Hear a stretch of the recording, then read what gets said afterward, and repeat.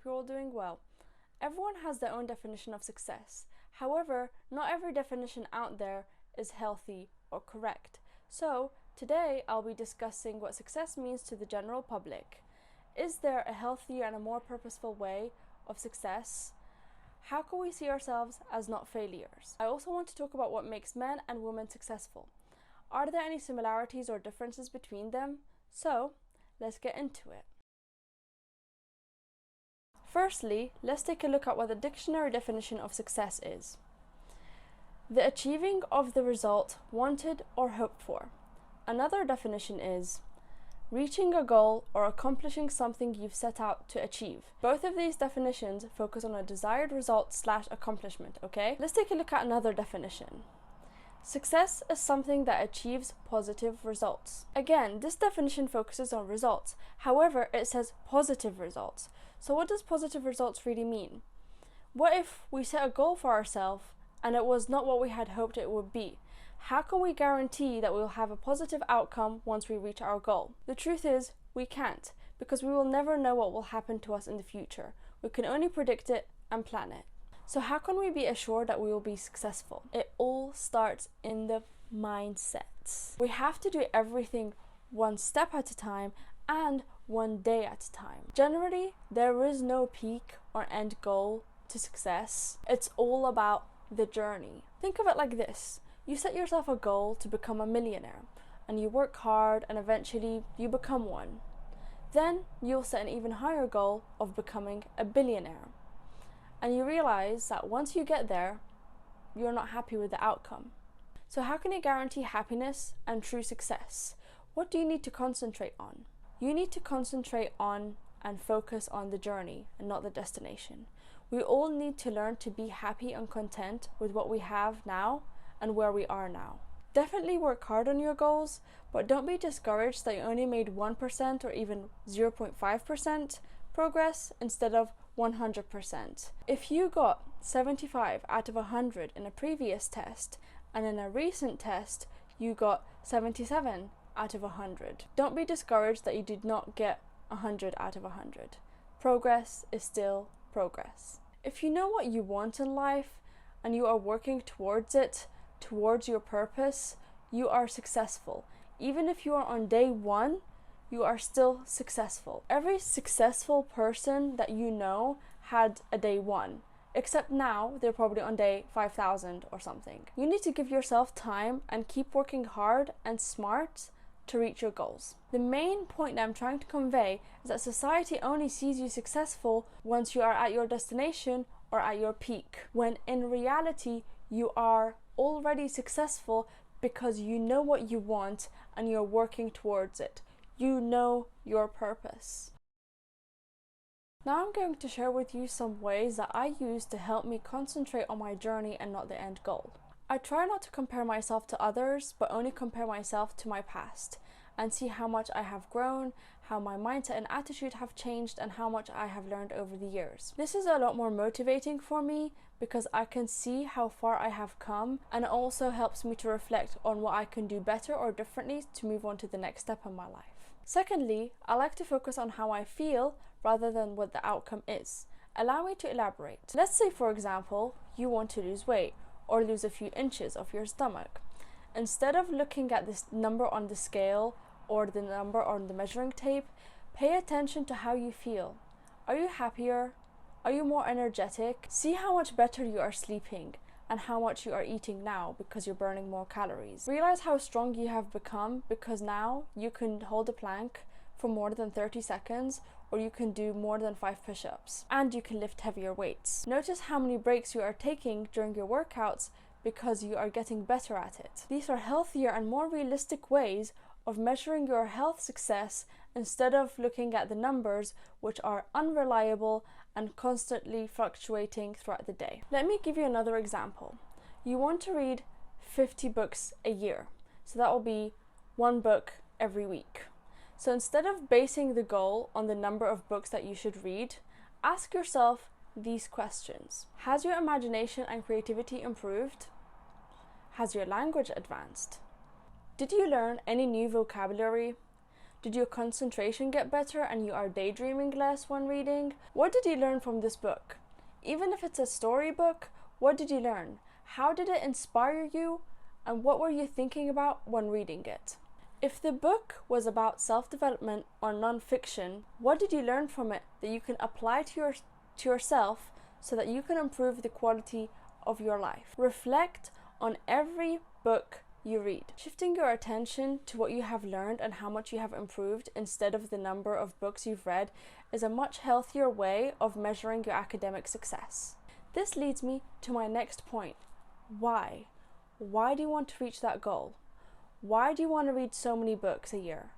Why do you want to lose or gain X amount of weight? Why do you want to have $1 million in your bank account or 1 million subscribers on YouTube or whatever it is that you want? You need to ask yourself, why do you want it? You need to be very specific with your goals and not just say, well, I just want to be happy. Because, like I said before, happiness is not guaranteed. You need to figure out what your purpose is in this life. Realistically though, there are goals that do have a destination or an end point. How will you measure it? So with these types of goals, you need to give yourself checkpoints to help you stay on track and motivated. I'll give you an example. You want to travel to another city. Having checkpoints that tell you how many kilometers you have left, like 50 kilometers or 20 kilometers or whatever, are a constant reminder to show you how far you have come and how much you have left until you reach your destination. That way, you are less likely to give up or lose motivation and you're less likely to return home. Another thing that I like to do that helps me to focus on the journey is celebrating small achievements and milestones, as it is more motivating and encouraging, and I would even argue healthier even. Moving on to the next point I want to discuss in this video, what makes a person successful? What makes a man successful? What does he look like? You probably think of someone like Elon Musk, Jeff Bezos, or Bill Gates, right? They have successful businesses, nice cars, nice houses, nice everything. But is that it? Is that all that makes them successful? The things they own and how much money they have? I can guarantee you that when they were on their day one of their careers, no one found them successful. They only became successful once they reached that peak. What about women? What makes women successful? Who comes to your mind when you think of a successful woman?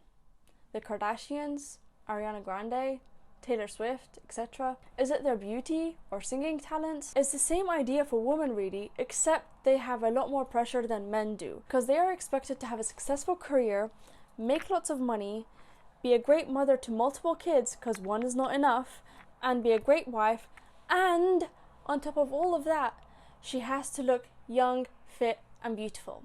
If she is not conventionally attractive, then she will not be appreciated as much. To the Tony Stark character, and did you learn anything throughout the 3 movies that you made? And to Scarlett, to get into the shape of Black Widow, did you have anything special to do in terms of the diet? Eat some specific food or that sort of thing? Like, how come you get like the really interesting like existential question and I get the like rabbit food question? Now, were you able to wear undergarments? If You're you the, will? like the 5th person that's asked Well, no, that to me. because What is going on? Since when did people start asking each other about in interviews about their underwear? No, because it is such a skin tight. Here's I'll why. leave it up to your imagination. You can see in these interviews that even a successful woman like Scarlett Johansson isn't asked about her work, but only asked questions related to her appearance and physique. There are many, many more examples like this that you can find when you watch pretty much any interview with successful women. They will be asked some questions about their appearance at some point, and especially as they grow older and start to age. Pay attention to how older women are viewed in the media. So what did we learn from this? Generally, society values men on their work and how much money they make.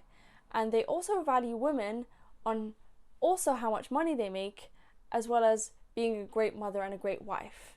But the main thing that we value women on is their beauty. If she is not perfect, she will not be glorified or admired as much as someone who is. This is why so many women do everything that they can to make themselves look young and beautiful. Ever heard of the saying, never ask a man his salary and never ask a woman her age? Why do you think this saying exists? because it means that men are valued by how much money they make and women are valued by how beautiful they are. Both of these things that we value men and women on are unhealthy and problematic, and also unfair. Let me clarify what I mean by how society sees success. Do you notice who's being glorified, looked up to, and admired? Do you notice who people look up to as their role models? It is almost always the rich and beautiful people. So now the question is, if success is not that, then how can we determine whether someone is successful and deserves to be admired and glorified? The truth is, I cannot tell you who you should love or you should idolize, but I just want you to think about, why do you admire this person? Why do you look up to them? What makes them successful in your opinion? Let me know in the comments below. I will tell you my opinion on this, and you can tell me whether you agree or disagree with me on this. A person who is truly successful is someone who is genuine and sincerely compassionate. People feel comfortable and easy around them. People legitimately like them for their genuine kindness and good heart, regardless if they are rich or beautiful, and even if they don't have a fruitful career or a happy family. Those things don't matter as much as their personhood. I would also like to add that a person who is successful works so hard and never gives up on their dreams, and that should be admired, definitely, but they shouldn't lose their compassion and become arrogant once they have what they want.